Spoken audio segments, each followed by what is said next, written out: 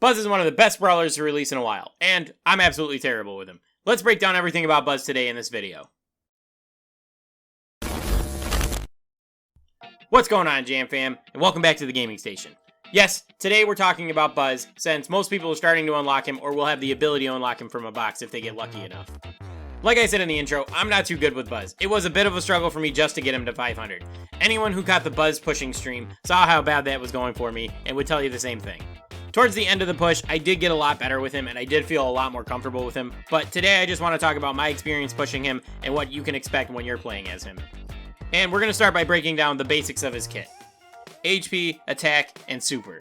So Buzz has 5,880 HP. That's the same amount as BB's total HP.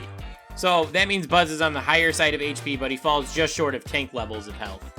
In my opinion, Buzz does need this amount of health to do what he does best, and that's play as a very aggressive assassin brawler.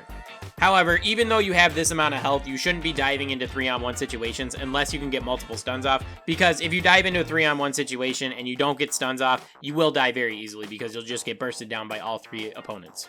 For his main attack, Buzz blows his whistle, damaging the eardrums of everyone in a short range, as well as players who play with the sound on. It shoots out 5 projectiles, each dealing 588 damage at max level. The projectiles move left to right in a cone pattern, which means if you move left while you're shooting, you'll land more of them. So, in total, Buzz can do about 2,900 damage per attack if you land all your projectiles. That puts him at a potential damage of around 6,000 with all 3 attacks. However, because you have to land all your projectiles with all 3 attacks, I don't see those type of damage numbers coming out very often. However, that does make him a huge threat for almost every squishy brawler, so you do need to be very cautious when you're playing against a Buzz if you're playing as like a thrower or a sniper.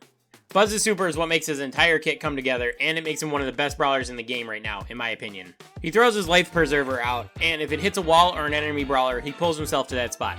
And then when Buzz does reach his destination, he lets out an AoE stun. This stun lasts between half a second to 1.5 seconds, depending on the distance Buzz travels with his super. This super has so many uses. It can be used in up-close 1v1 situations where the stun can give you the advantage over your opponent. You can use it to close gaps on brawlers that outrange you and get quick kills.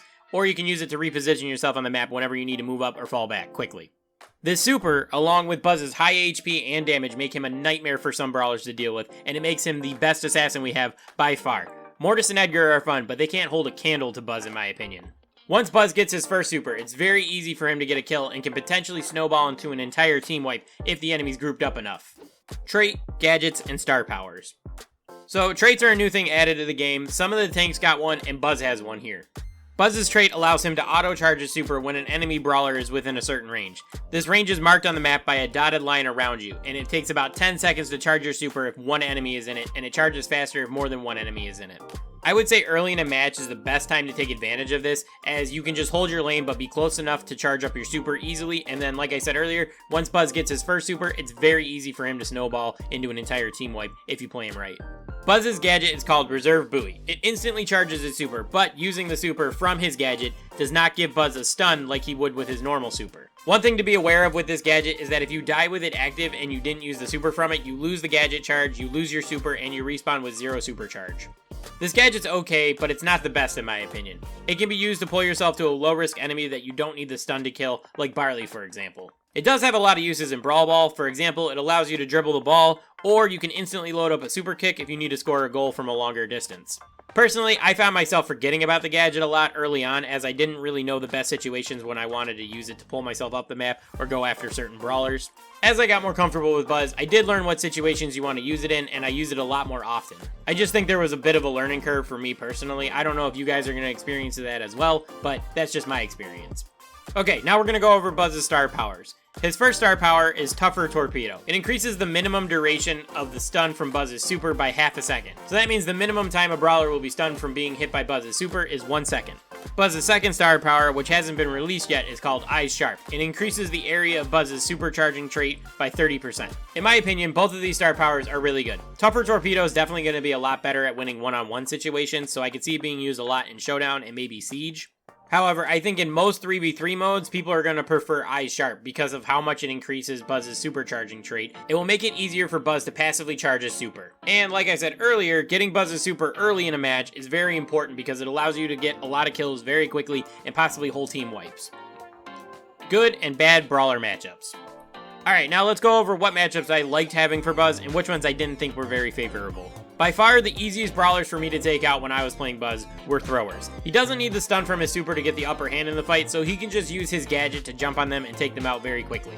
Snipers that don't have knockbacks or escapes also have a hard time dealing with Buzz. Belle really isn't much of a problem. For Brock, you gotta make sure he's not running rocket laces, and for Piper, make sure she doesn't have her super or the knockback gadget, which I always forget the name of. I think it's called Auto Aimer, but I'm not 100% sure.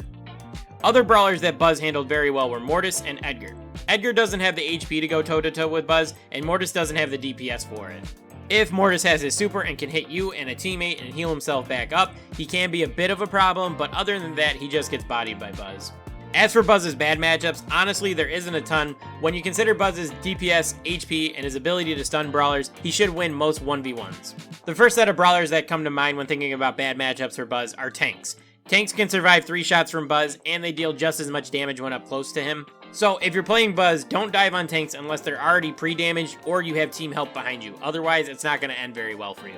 Then I would say Shelly's a bad matchup if she has her super in hand, because she'll survive through the stun and she can super you at close range and just remove you from the map.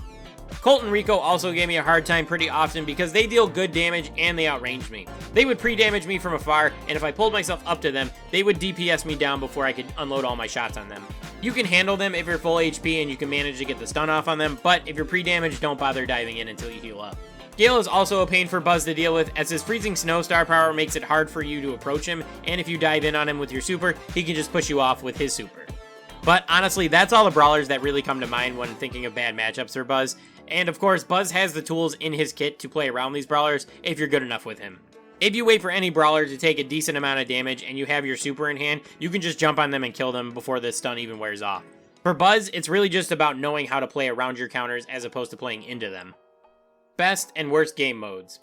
Okay, for the last section of this video, we're going to go over what modes I think Buzz is really good in and which ones I think he's going to struggle in. For Buzz's best mode, I definitely say Brawl Ball is up there, given the right map of course. I did a lot of my pushing on Backyard Bowl, and it was very difficult because the map is so open and Buzz has no range. But on a map that has a decent amount of bushes or walls, he can definitely dominate a match. Buzz is very good at punishing enemy brawlers for grouping up with his super, which happens a lot in Brawl Ball. So in Brawl Ball, it's very common for Buzz to be able to get double or even triple stuns and take out an entire team very quickly. And his ability to have a super in hand whenever he wants to super kick or use it to dribble the ball means that skilled players will have no issues getting team wipes very often and being able to score from anywhere on the map. Now, I may be biased, but the next mode I think that Buzz is going to be really good in is Heist. Once I took Buzz into Heist, I dominated most of my matches. A lot of the meta brawlers in Heist, Buzz matches up very well against, and he can deal a ton of damage to the safe very quickly. Buzz can use his gadget to pull himself to weaker brawlers like throwers and snipers. He can secure a kill very quickly after that, and then that'll charge his super back up, which he can use to either pull himself to a safe or pull himself into the next lane over to help his teammates out, which will allow them to get up to the safe quickly as well. I think the biggest thing with Buzz is to not be too aggressive on the safe, because you do have a lot of health, but if enemies are respawning and you can't stun them, they will be able to burst you down, especially if you're just attacking and you haven't healed up at all. Now, I didn't play any Siege when pushing Buzz, but I could also see him doing very well in that mode.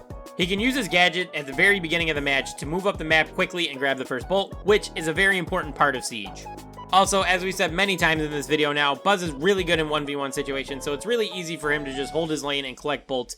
And on top of all that, Buzz has a stun that works on both the Ike and the enemy bot, so he's good at both offense and defense for the mode. So pretty much Buzz is good at all facets of Siege. Just don't play him on real open maps like Factory Rush or Bot Drop, as he will struggle on those maps if he's outranged by a lot of brawlers. Now for the game modes that I think Buzz is going to be bad in. Honestly, there isn't a lot because Buzz's kit is so strong.